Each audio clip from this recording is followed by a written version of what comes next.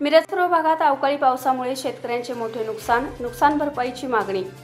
वादळी वाऱ्यासह गारपिटीमुळे आंबा, द्राक्षे, भाजीपाला व राहत्या घराचे मिरज पूर्व भागात नुकसान झाले आहे।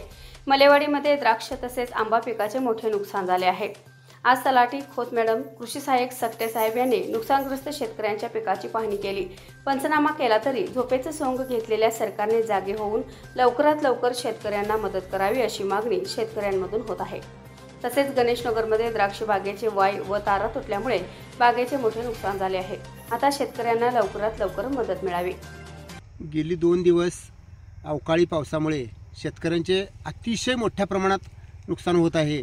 आमचा 2 एकर आंब्याची बाग आहे आमची, त्यामध्ये कालच्या वाऱ्याचे मोठ्या प्रमाणात वारा झाला। त्या वाऱ्यामध्ये अतिशय मोठ्या प्रमाणात आमचे आंबे म्हणजे पडलेले आहेत आणि आमचं फार मोठं नुकसान झालेलं आहे।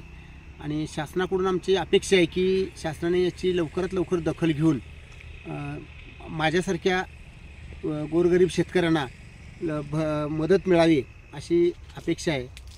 त्याचा संपर्क केल्यानंतर तलाठी मॅडम येऊन पंचनामा करून गेल्या, पण शेतकऱ्यांना लाख रुपये नुकसान झालं की 1000-2000 मदत मिळते।